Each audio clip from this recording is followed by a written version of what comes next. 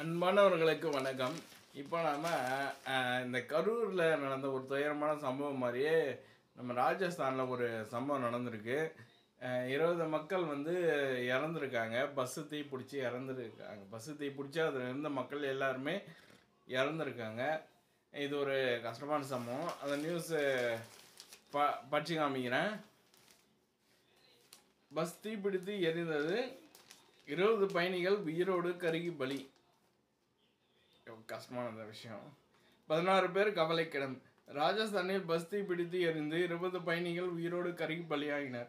மேலும் 16 பேர் கவலைக்கிடமான நிலையில் சிகிச்சை பெற்று வருகிறார்கள். ராஜஸ்தான் மாநிலம் ஜெய்சால்மாரில் இருந்து தனியார் சொகுசு பஸ் ஒன்று நேற்று மதியம் ஜோத்பூருக்கு புறப்பட்டது. இதில் 57 பேர் பயணம் செய்தனர். ஜெய்சால்மார் ஜோத்பூர் தேசிய நெடுஞ்சாலையில் தையார் பகுதியில் சென்று கொண்டிருந்த போது பஸ்ஸின் பின்புறத்தில் இருந்து திடீரென புகை வெளியேற தொடங்கியது.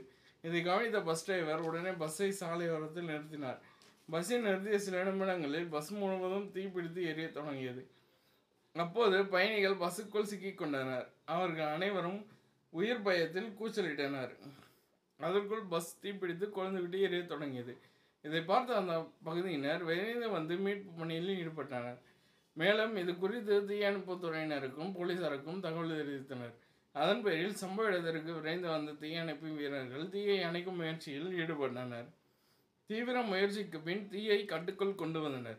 பின்னர் தீயணைப்பு வீரர்கள் மீட்பு பணிகளில் ஈடுபட்டனர். 20 பயணிகள் பலியாம். இதில் பஸ்ஸுக்குள் சிக்கியிருந்த 19 பேரை உடல் கருகிய நிலையில் பிணமாக மீட்டனர். மேலும் படுகாயமடைந்த 17 பயணிகளை மீட்டு ஜெய்சால்மர் பகுதியில் உள்ள ஆஸ்பத்திரிக்கு சிகிச்சைக்காக கொண்டு செல்லப்பட்டனர். ஆஸ்பத்திரிக்கு செல்லும் வழியிலேயே ஒருவர் பரிதாபமாக உயிரிழந்தார். மற்ற 16 பயணிகளுக்கு தீவிர சிகிச்சை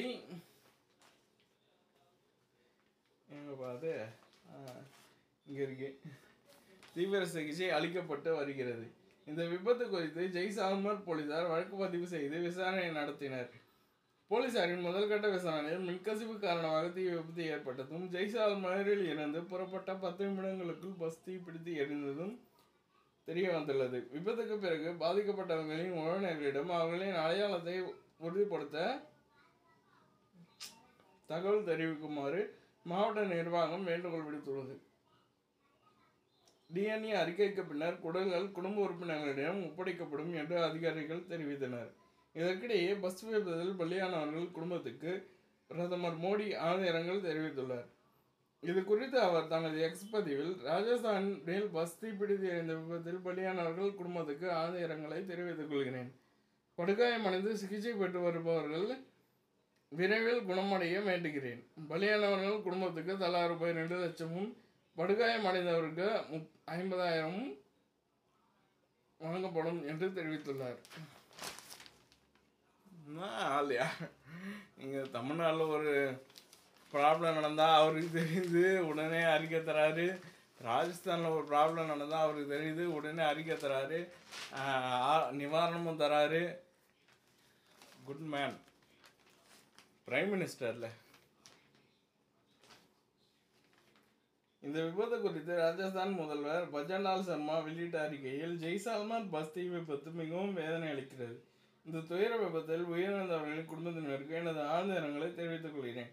காயமடைந்தவர்களுக்கு தகுந்த சிகிச்சை அளிக்க அதிகாரிகளுக்கு அறிவுறுத்தப்பட்டுள்ளது என்றார். மேலும் முன்னாள் முதல் மந்திரி அசோக் கெலாட், பாரதிய ஜனதா மாநில தலைவர் மதன் ரத்தோர் ஆகியோரும் இந்த சம்பவத்திற்கு வருத்தம் தெரிவித்துள்ளனர். கண்டிப்பாக ஒரு ரொம்ப கஷ்டமான விஷயம். இதுபோல் திரும்பியும் நடக்கக்கூடாது அப்படின்னு எல்லாம் வல்ல இறைவனை பிரார்த்திப்போம். வள்ளல் பெருமானுக்கையும் பிரார்த்திப்போம். நல்லதுங்க. நன்றிங்க. நீங்களும் உங்களின் அன்பு குடும்பமும் வாழ்க வளமுடன்.